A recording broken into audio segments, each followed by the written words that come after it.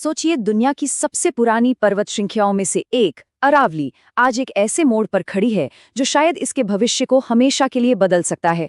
आज हम यही समझने वाले हैं कि एक अदालती फैसले ने इस प्राचीन जीवन रेखा को एक नई पहचान, एक नई परिभाषा कैसे दे दी है। तो इस पूरी कहानी को समझने के लिए हम सबसे पहले जानेंगे कि ये नई परिभाषा क्या है। फिर देखेंगे कि अरावली को भारत की हरी दीवार क्यों कहते हैं, दिल्ली एनसीआर के लिए इसकी क्या अहमियत है, और आखिर में इसके पीछे जो असली विवाद है उसकी तह तक जाएंगे। तो चलिए शुरू करते हैं पहली और सबसे जरूरी बात से, ये नई परिभाषा। आखिर अरावली में ऐसा क्या बदल गया है? तो सवाल यही है कि भाई ये प्राचीन पर्वत श्रृंखला अचानक से इतनी सुर्खियों में क्यों आ गई। इसका जवाब हाल ही में आए एक बड़े कानूनी फैसले में छिपा है। और यहाँ पर एक बहुत बड़ा बदलाव हुआ है। सुप्रीम कोर्ट ने अरावली की कानूनी परिभाषा ही बदल दी है। अब से सिर्फ 100 मीटर या उससे ज्यादा ऊंची पहाड़ियों को ही आधिकारिक तौर पर अरावली का हिस्सा माना जाएगा। ये कोई मामूली बदलाव नहीं है, इसके बहुत दूरगामी परिणाम हो सकते हैं। और इस फैसले का सीधा सीधा मतलब ये हुआ कि जो छोटी छोटी पहाड़ियां और जंगल पहले अरावली का हिस्सा माने जाते थे और जिन्हें सुरक्षा मिली हुई थी, वे अब इस सुरक्षा कवच से बाहर हो गए हैं। अब इस नई परिभाषा का असर क्या होगा, ये समझने के लिए पहले ये जानना जरूरी है कि अरावली असल में है क्या और क्यों इसे भारत की हरी दीवार भी कहा जाता है। इसे great green wall of Aravalli के नाम से जाना जाता है। ये नाम ही इसके विशाल पर्यावरणीय महत्व को बताता है। और हाँ, ये दुनिया की सबसे पुरानी पर्वत श्रृंखलाओं में से एक है। जरा इसका पैमाना देखिए। ये श्रृंखला गुजरात से शुरू होकर दिल्ली तक लगभग 800 किलोमीटर में फैली हुई है।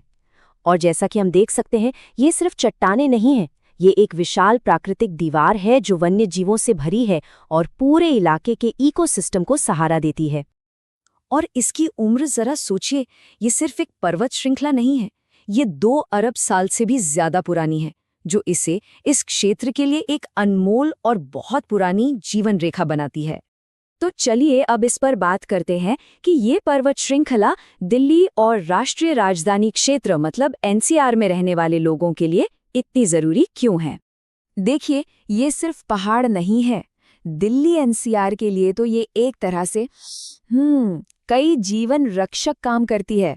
चलिए एक एक करके इन्हें समझते हैं। सबसे पहला, ये एक धूल की दीवार है। मतलब थार रेगिस्तान से जो धूल भरी हवाएं आती है ना, ये उन्हें रोकती है।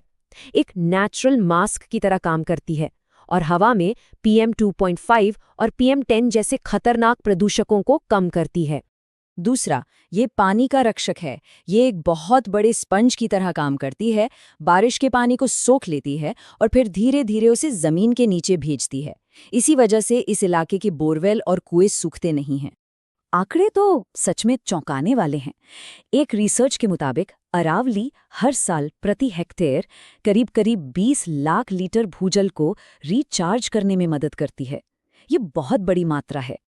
और तो और ये एक नेचुरल कूलर का भी काम करती है। मतलब इसकी हरियाली और नमी शहरों की गर्मी, जिसे अर्बन हीट आइलैंड इफेक्ट कहते हैं, उसे कम करती है। इससे दिल्ली वालों के लिए गर्मियां थोड़ी आसान हो जाती हैं। और आखिर में ये बायोडाइवर्सिटी का एक केंद्र है। यहाँ तेंदुए, लकड़बग्घे जैसे कई दुर्लभ जीव रहते हैं। ये जंगल और पहाड़ियाँ न सिर्फ इन जानवरों का घर है, बल्कि ये हवा को साफ करके और जलवायु को कंट्रोल करके हमारे जीवन को भी बेहतर बनाते हैं। तो अब जब हमने इसके इतने सारे फायदे समझ लिए हैं, तो चलिए अब आते हैं अपने अंतिम और सबसे महत्वपूर्ण हिस्से पर कि इस फैसले को लेकर असली विवाद है क्या। तो सवाल फिर वही है कि अगर अदालत ने सिर्फ एक कानूनी परिभाषा साफ की है, तो फिर इतना विवाद किस बात पर हो रहा है। यहाँ ना 2 पहलू हैं। एक तरफ इस फैसले का इरादा था कि अरावली की परिभाषा को लेकर कानूनी तौर पर स्पष्टता आए, लेकिन दूसरी तरफ इसका नतीजा ये हुआ है कि अब जमीन का इस्तेमाल कैसे होगा, ये तय करने की शक्ति वो राज्य सरकारों और स्थानीय प्रशासन के पास चली गई है। और बस यहीं से सबसे बड़ी चिंता शुरू होती है।